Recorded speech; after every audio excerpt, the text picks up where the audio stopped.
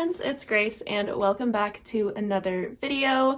Usually I don't do end of year content so early in the month, but I did see a cool video concept to do that, to be fair, I've seen people doing this every year, but specifically I saw Mel from Melanor Reads make a 25 books to read in 2025 video the other day, and I just thought that kind of sparked something that I thought it would be really cool to make that list, since I have quite a few books that for one reason or another I would like to get to soon, and kind of setting that goal for 2025 seems reasonable. Although, you know, as the years keep passing us by and this number of books keeps going up, maybe the less realistic it gets. Like only 5 years ago, it was 20 books to read in 2020, but now we have 5 more books because it's 2025. But regardless, Mel did this with like a bingo board format, and so I'll leave her video linked down below if you're interested to know what those prompts were. But I didn't use that. I just kind of surveyed our shelves and like my anticipated releases, and I just kind of made a list based on that. Like, this is just vibes for me, but the books are kind of on here for different reasons or with different logic, so I'll go a little bit into that when I talk about each one. So the first book that I have on this list is The Crippled God by Steven Erikson, and this is the 10th and final book in like the core series of Malazan Book of the Fallen. And so the reason that I put The Crippled God on this list is specifically because it's the last book. So I am currently at a place where I have finished House of Chains, and my next read will be Midnight Tides, obviously, because that is the next book in the series. But I have 6 more books to go, and my goal in 2025 is to read one Malazan book every like 2 months-ish. And instead of putting 6 more of them on this list and take up 6 spots, I just decided that if I put the final book on the list, then I will have achieved my goal if I read this in 2025. Next up is a book that I don't have a physical copy of for number 2 on the list, and that's because it's not out yet, and that is The Devils by Joe Abercrombie, which is the 6th of May, I believe. I could be wrong about that exact date, but I did request this on NetGalley, and NetGalley approved it for me, which is very exciting. So Ben and I are obviously going to be purchasing a copy of this book when it comes out regardless, but I'm probably going to read The Devils in like April or so and then do a review. Like, that's what I'm hoping to do. I am really like just so happy that I got approved for it, because I'm really looking forward to reading more Joe Abercrombie in general, since we've run out of other. I suppose I could technically read his YA series, but that's the only thing from him that I haven't read at this point, so really excited for a new book from him. Number 3 on the list is kind of a series that I just lumped all together. I guess I could have done it in Malazan style as well, but since there aren't as many books, I put it all under one category, which is Lord of the Rings by J.R.R. Tolkien, and I'm including The Hobbit in that too. So beginning with The Hobbit, Ben and I and potentially a few other people are hopefully going to be like starting this in the new year, maybe in December, we'll see, and kind of just making our way slowly through a reread of Lord of the Rings, which I think is going to be very reflective for me, because I read Lord of the Rings in 2019, I believe, so it was really before I got into like all of the fantasy favorites that I have now. So I think going back to this and reading it again will be really interesting. And I also had never seen the movies when I first read it. So I read the books and then I watched the movies for the first time. And since then I have seen the movies again. And I don't know, I think it's just going to be a really cool experience going back to that. Then next up is just generally a fantasy novel on our shelves that I really want to get to, and that is City of Last Chances by Adrian Tchaikovsky. My first experience with Adrian Tchaikovsky was this year reading Guns of the Dawn by him, and I loved that book. It really, really sold me on him, and it kind of gave me like internal permission to buy a few more of his books that I was interested in so that I can hopefully get to those soon. This series sounds really interesting, and it does have 2 out of the 3 books out, but the second one, it's not available in paperback yet. So City of Last Chances is what I have, and I think that early 2025 could be really good timing to read it if I can get to it, because the paperback of the second one is going to come out like sometime in the spring, and hopefully I'll have to wait for the third one regardless, but hopefully I love this enough that I'll want to just like jump right further into the series. Number 5 on the list is a little bit more of a stretch, and that is Shadows of Self by Brandon Sanderson. And the only reason for that is because I read The Alloy of Law in like 2021, so it's been quite a while, but now having done a reread of the Stormlight Archive, and then with Wind and Truth coming out, and how a lot of this like world or worlds are now kind of converging, and it like references each other and stuff, I would like to try to get through Mistborn Era 2. I would really like to try. I didn't like Alloy of Law as much as I liked Mistborn Era 1. I still liked it, but I don't think Mistborn Era 2 is as much my style, but I would really like to give it another go and hopefully like have all that Cosmere knowledge. So this is a hopeful one for me. Number 6 is The City in Glass by Niveau, which is a book that Ben had been approved for on NetGalley, and he read this before it came out and then really enjoyed it, so we got the physical copy of it. And this is sort of like, I think it's a novella. Yeah, it's pretty short. I wasn't sure if it would make it to like novel status. It's sort of on that line between novella and novel, but this is about like a city and an angel and a demon, and they're kind of like locked in a battle for domain over the city, I think.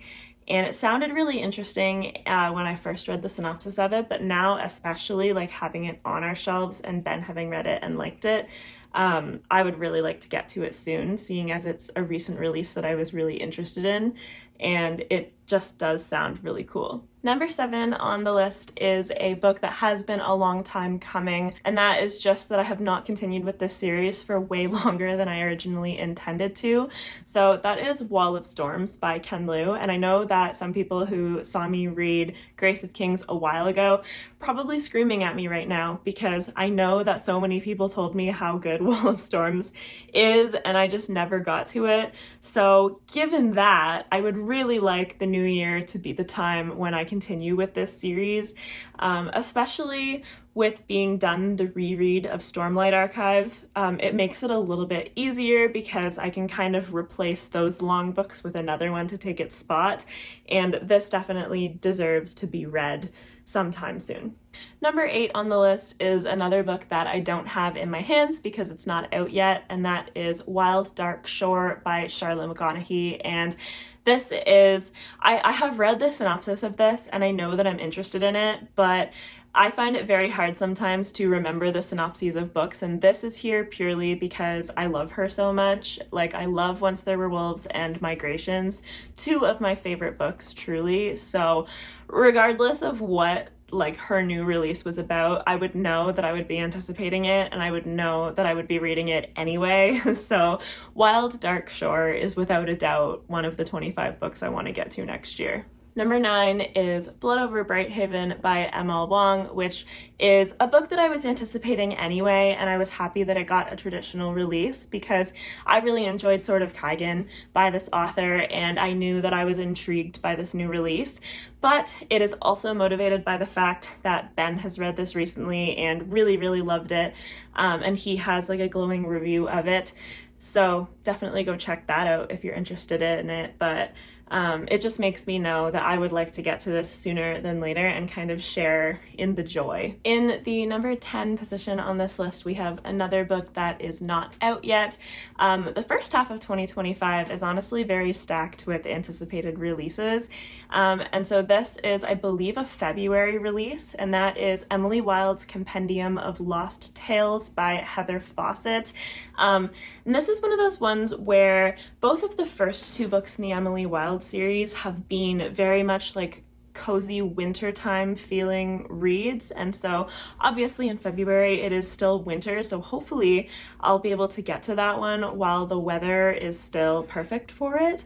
I'm really looking forward to that because I did really enjoy the first book, but I loved the second one even more. I read that just recently in November and gave it 5 stars, and so it was perfect timing for me because it makes me anticipate the third one even more. So at number 11, I have Lincoln in the Bardo by George Saunders, and this is a book that I think that I had heard of just in general in my life and thought it sounded kind of interesting, but the time when I actually started looking for this was when I saw it on the New York Times Best Books of the 21st Century list, because there were a lot of books on there that were rated, or not rated, but like ranked super highly that I wasn't actually that interested in reading, but this one I am interested in, and so I was thinking that like that would be a great way to experience a little bit of something that's on the list, something that I was already intrigued by, and something that's sort of like a general fiction book that I think this has a little bit of magical realism vibes too.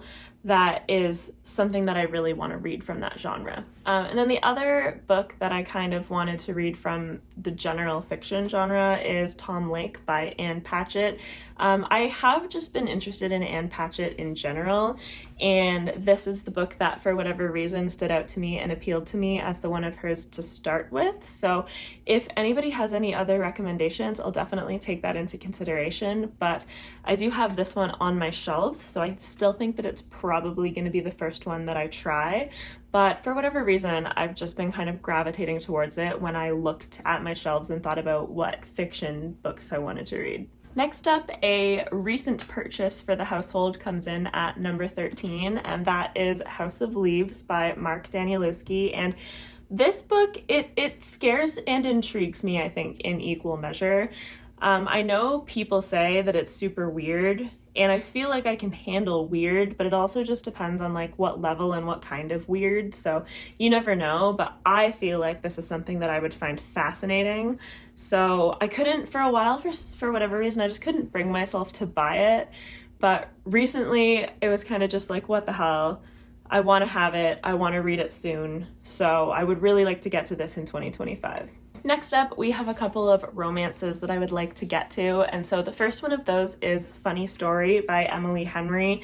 I always fall behind on new releases, I feel like, so this has obviously been out for a while where I've owned it and just have not picked it up, but I don't read a ton of romance, so I tend to sprinkle one in every few months, so this will almost definitely be my next one, and I know that since Emily Henry has another book coming, I'll probably fall behind on that release too, but I would like to read this before I read that one, so first half of 2025 maybe would be ideal. And then number 15 is Part of Your World by Abby Jimenez, because this year I read Just for the Summer, which is technically part of the same series, but the way that this series works from this author is that follow different storylines and different couples in each book, so while people might make an appearance, I don't necessarily remember all of the like side characters that are mentioned, so I don't think that I've really spoiled myself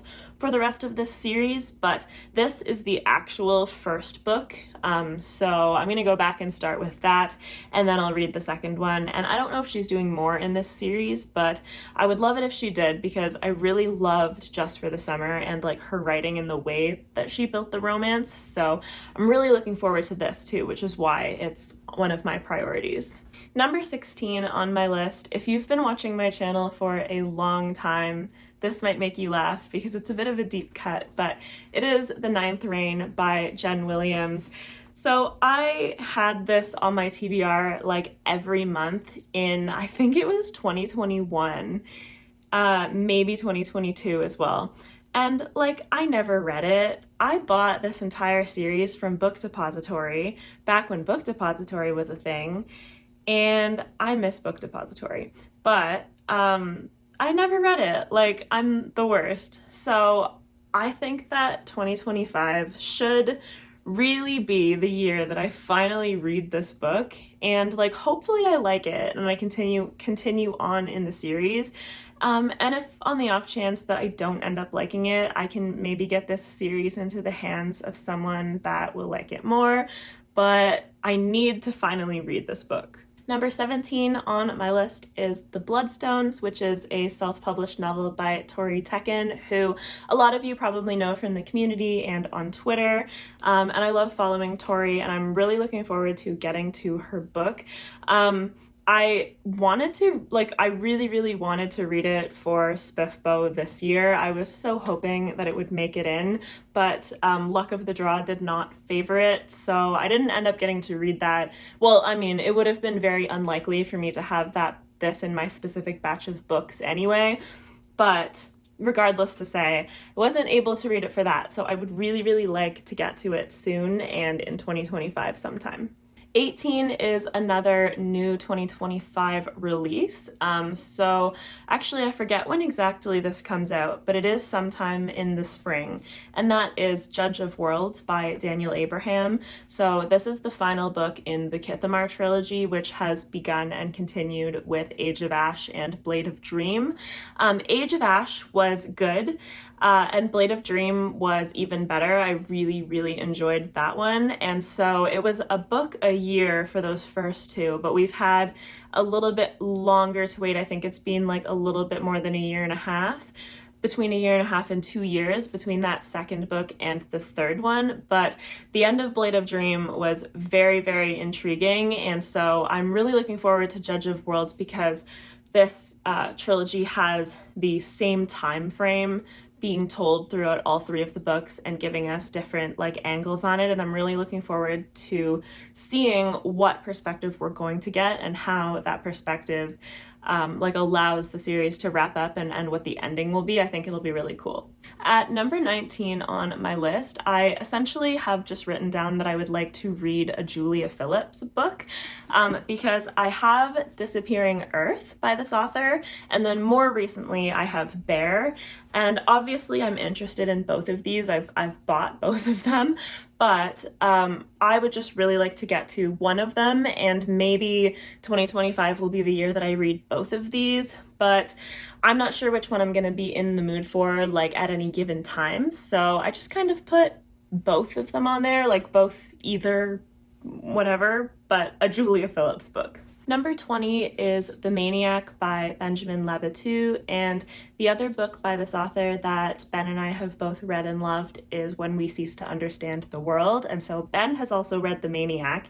I, of course, have not because I would like to read it in 2025, but this is a very similar approach to When We Cease to Understand the World in the sense that this is very science-focused, but this focuses on John von Neumann and the technological advancements in the military-industrial complex during the Cold War era and kind of all of that. So I love the way that Benjamin Labatut told the story in his other novel, and so I'm really intrigued by this and really looking forward to it, and I'm honestly kind of surprised that I haven't read this already, so sooner is better than later.